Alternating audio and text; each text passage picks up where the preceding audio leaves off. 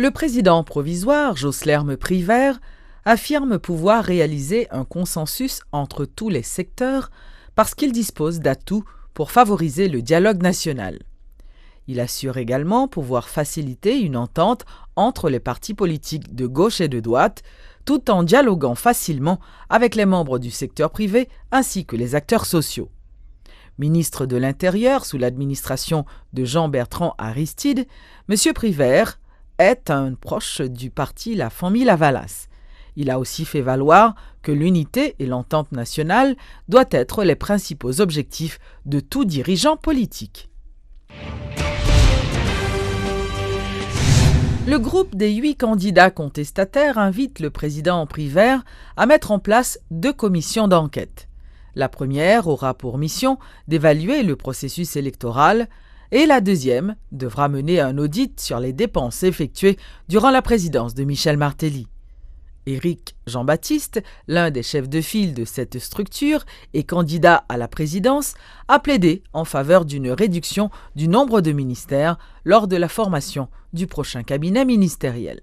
Nous demandons au président Privert, pour le mettre campé sous pied, et une commission de vérification indépendante d'enquête sur ce qui s'est passé dans l'élection réellement. Il est d'accord avec ça.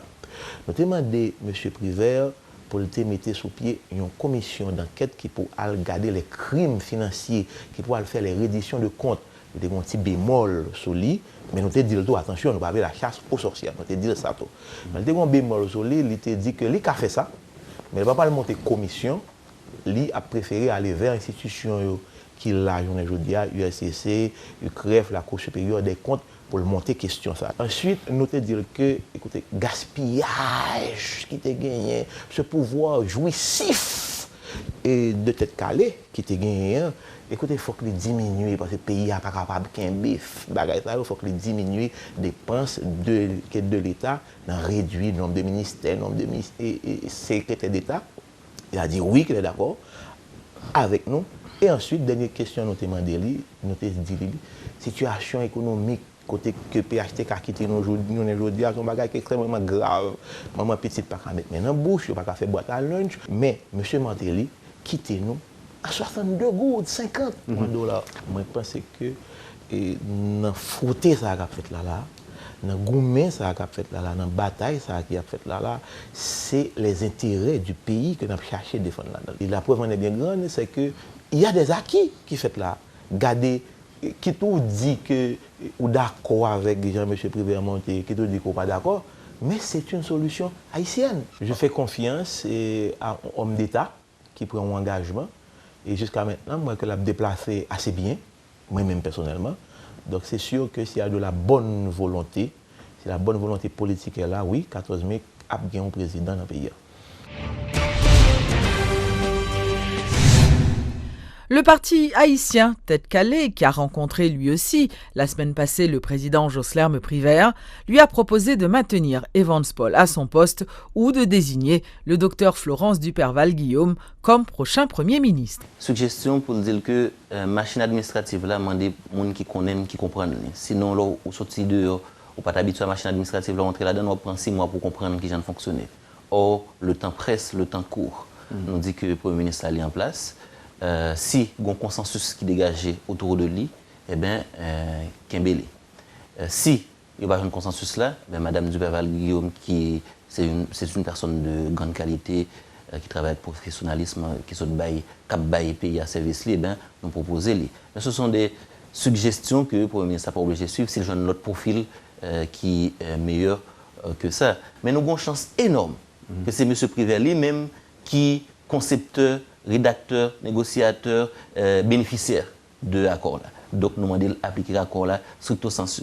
Nous demandons tout pour ne pas faire diversion qui te moun à mener souterrain, il pas doit aller parce que seul monde qui a une légitimité pour poser une série d'actions dans le pays, c'est mon peuple a choisi et c'est pas le peuple a choisi M. Privert, nous rappelons ça. Le 14 mai, 15 mai après réveillé, nous avons gagné soit M. Jude Célestin ou M. Jovenel Moïse comme président de la République d'Haïti et que toute population est supposée encourager le président Privert pour aller dans ce sens là.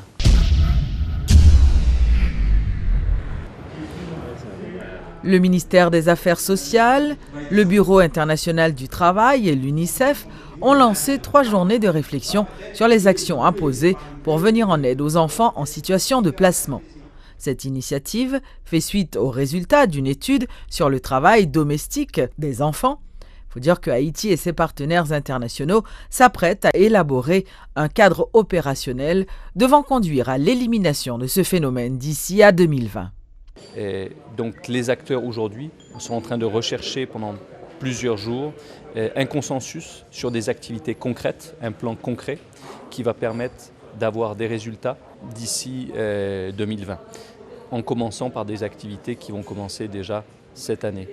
Quand on parle de cela, ça veut dire à la fois avoir des activités de plaidoyer pour l'élimination du travail des enfants, mais aussi avoir des actions concrètes, que ce soit la remise dans le système scolaire des enfants, que ce soit leur placement en formation professionnelle et ensuite en stage et en apprentissage, et ensuite dans la vie professionnelle. Ce qui était vraiment primordial, c'était premièrement par rapport à l'âge minimum, s'assurer qu'à la fois dans le secteur formel et informel, il y a un respect de cet âge minimum pour le travail des enfants, mais aussi que les pires formes du travail en Haïti soient abolies.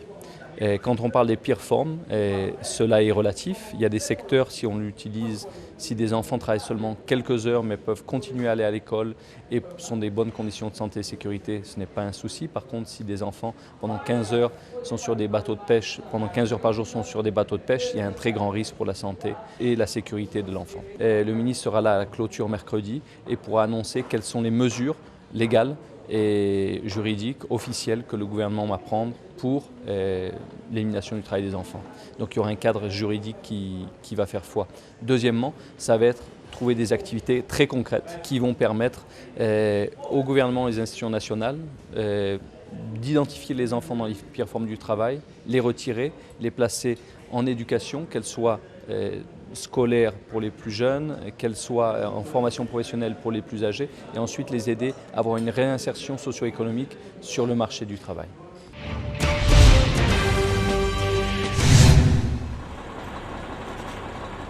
Le ministre de l'Environnement, Dominique Pierre, a effectué une visite d'évaluation dans le nord du pays le week-end écoulé. Suite aux inondations de la semaine dernière, le titulaire a annoncé que son ministère prendrait toutes les dispositions nécessaires afin de venir en aide aux sinistrés. Précisément, c'est pour nous garder comment que nous intervenir dans 3 types d'opérations. Nous avons 3 types d'opérations pour nous faire. Première opération, c'est une opération d'urgence. Première opération d'urgence, c'est garder des lycéens, dans rue 27, rivière jusqu'à Auxitoire. Et nous avons tout chaînage, comme belle hôtesse comme ça que nous avons au moins en 650 mètres linéaires de canaux pour nous capables de libérer. Phase 2, comme dans les étriers nous là pour nous capables de stabiliser. Là nous parlons de stabilisation, que nous voyons que c'est renforcer les ravignos, c'est doter des bassins de sédimentation, des bassins d'eau pluviale qui pour mettre des rétentions faites pour capable casser là pour que à chaque fois la pluie pour ne pas gagner d'inondation. Et ça qui est plus important pour nous tous, pour nous voir dans quelle mesure avec les communautés, avec les élus locaux, comment que les axes de construction anarchique qui fait dans l'axe Ravigno, pour voir comment nous sommes capables de déloger les gens dans l'axe. Et troisième phase là, c'est en phase, bon, ça sont campagnes de rebasement en amont de toute Ravigno, c'est Monlori.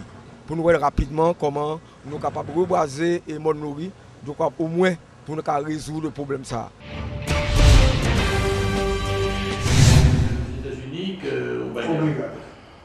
Le docteur Alain Mérieux, administrateur de la Fondation Biomérieux, a effectué une visite en Haïti la semaine dernière. Le docteur voulait s'enquérir de l'état d'avancement de certains projets à travers le centre Geskio. Il s'est aussi montré satisfait, entre autres, de la gestion faite par certaines institutions dans le cadre de la lutte contre le choléra et le VIH-Sida. Le centre Geskio est un centre remarquable. Si vous voulez, il est en pointe dans beaucoup de domaines. Aujourd'hui, nous avons discuté par exemple sur l'approche du choléra ou la vaccination systématique que préconise le professeur Pape, peut être un moyen, par exemple pour Haïti, d'éradiquer le choléra. Donc il faut, et là, de fait que ce laboratoire de Geskio est placé dans un environnement, hélas, riche en maladies infectieuses, mais le fait qu'il ait à sa disposition des médecins, des biologistes formés aux meilleures écoles, avec les meilleurs équipements pour faire face, c'est également une réponse très positive. Donc moi je reste optimiste sur la possibilité qu'a aujourd'hui Haïti de faire face à ses besoins en santé publique. Vous êtes beaucoup mieux équipés que beaucoup d'autres pays où je vais. D'abord, nous avons un programme avec l'Agence française de développement et la coopération européenne, qui est un budget de l'ordre de 2 millions d'euros, pour remettre à niveau l'ensemble des laboratoires de diagnostic de Haïti. Parce que le GSQ est en pointe, les autres laboratoires sont plus faibles. Et on s'efforce de ramener un petit peu la qualité, la formation, pour ramener ces laboratoires, comme nous l'avons fait au Mali et dans 7 pays d'Afrique occidentale.